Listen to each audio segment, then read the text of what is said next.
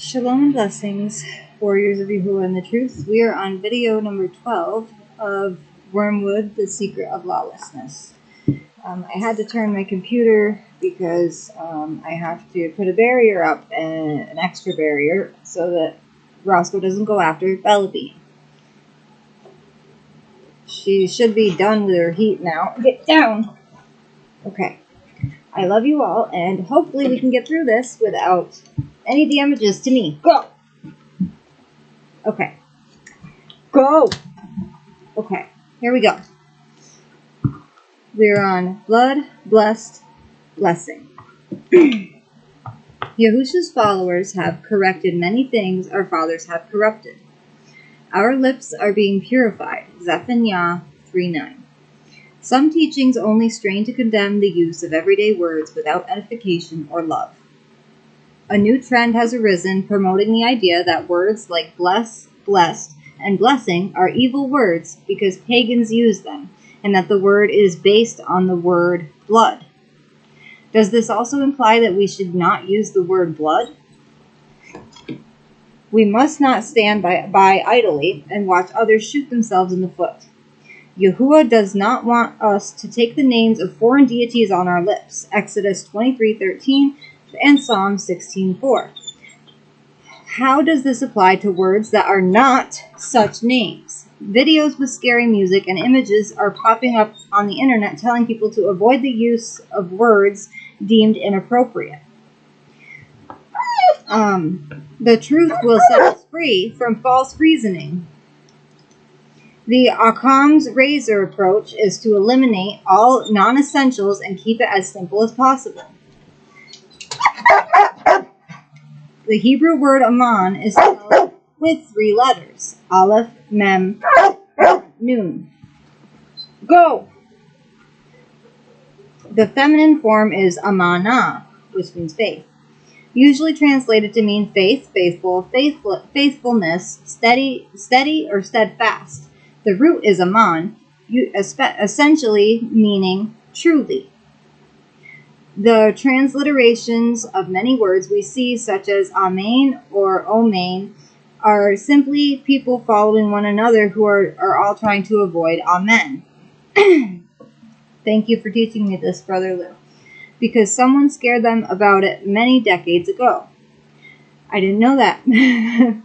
If we do research and test what we are taught, we can avoid being in the dark about such things. The truth is clean, and there is no darkness associated with it. Darkness can't survive in the light. Adding vowels to avoid foreign word associations is silly when you think about it, but getting to the root word in Hebrew and associating it with other related Hebrew words instead of foreign words is more appropriate. FossilizedCustoms.com/blessings.html, and I will put that in the description box. Roscoe, what are you doing? Blessed or blessed. The Hebrew word Baruch, reference or concordance number H1263, Bet Resh Ua Kaf, means delightful, joyful, favorable, blissful, and happy. Some are afraid to use the word happy because they have been told it is the proper noun for an Egyptian deity, Hapi, happy. Even the Hebrew word Baal, Lord, or owner. I've heard of it also as master. Adon, which means sovereign, and all, strong one, have been called into question, but these only become problematic if used to refer to pagan deities as names, not clean, useful pronouns. The etymology for bliss is Old Saxon blizza. The word blizza informs the later Old English word blod, blood, as the sound of the letter combination DZ evolved to the ending D. Blood is the etymology of the English word blood.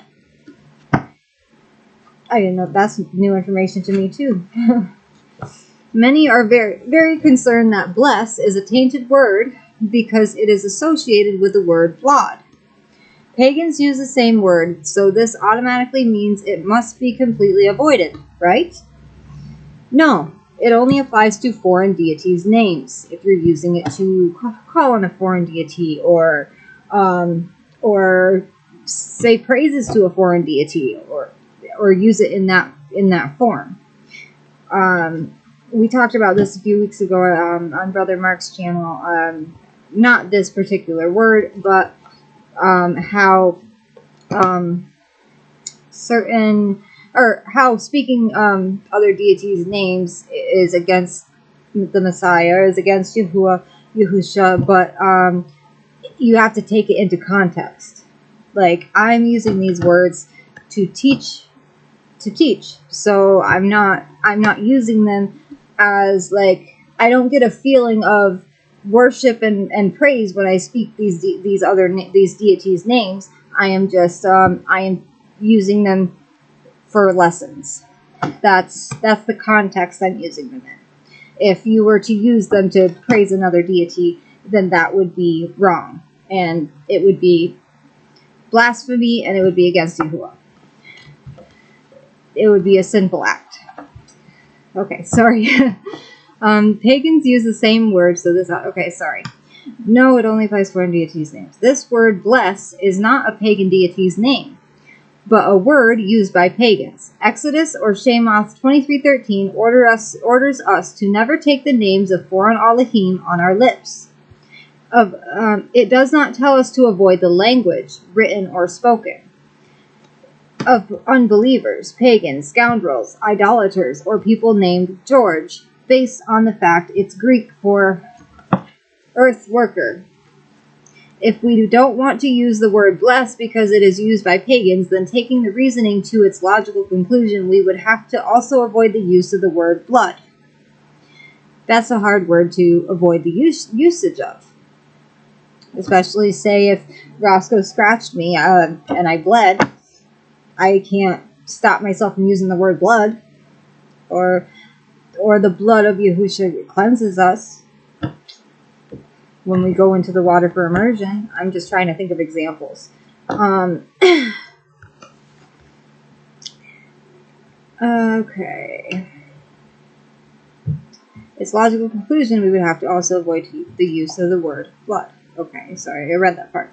Pagans may use thousands of words to communicate, and some of them for their ritual expressions, such as kill, sacrifice, giving, offering, sun, moon, or the word drink. Psalm 1 begins with the word Asher, meaning happy, blessed, joyful, blissful. If we use the word blessed as a translation, there is no...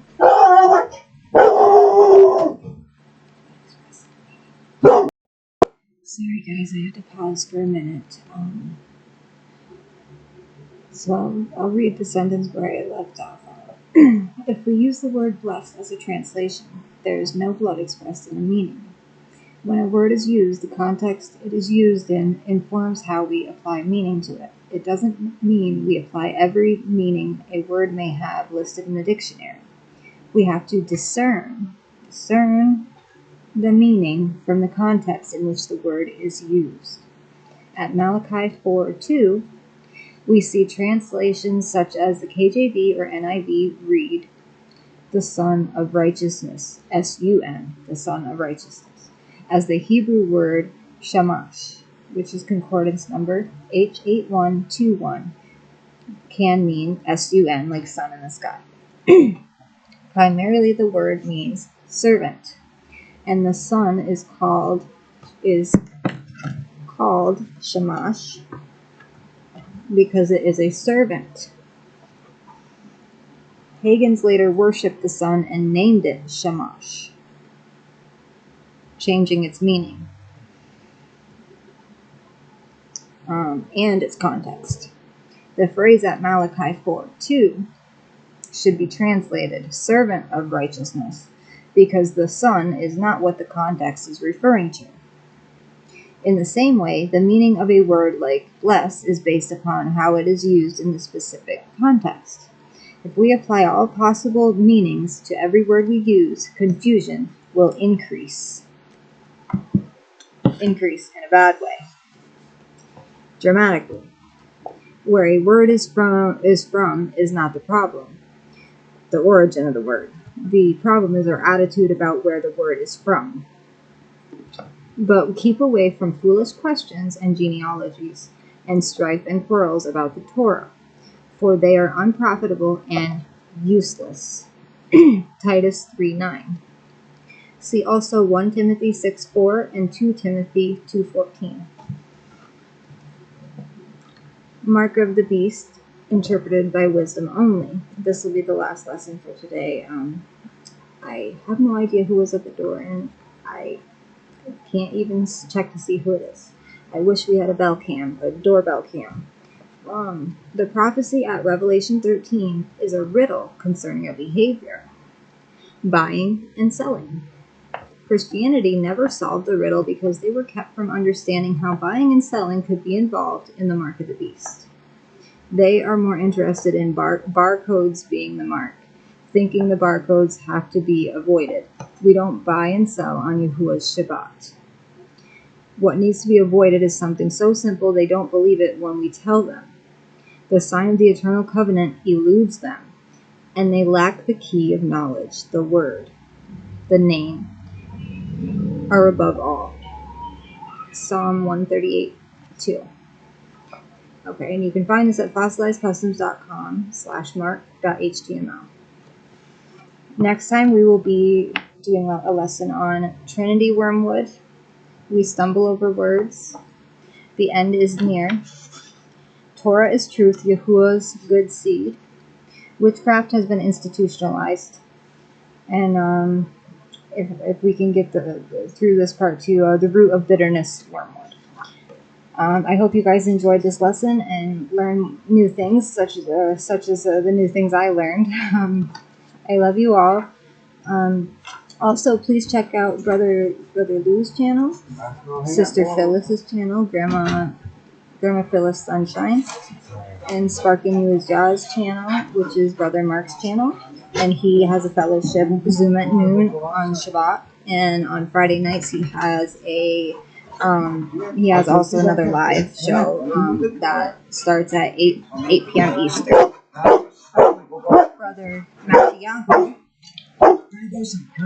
Brother Matthew is going to be starting his Shabbat talks again on End Time Watchman channel. I gotta move the other car real quick. I love you all. I gotta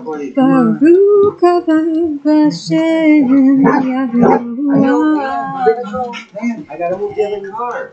Shabbat Shalom. I love you all. You can't put Roscoe. Come on. Come here, buddy. Come on. Let's go. Yeah.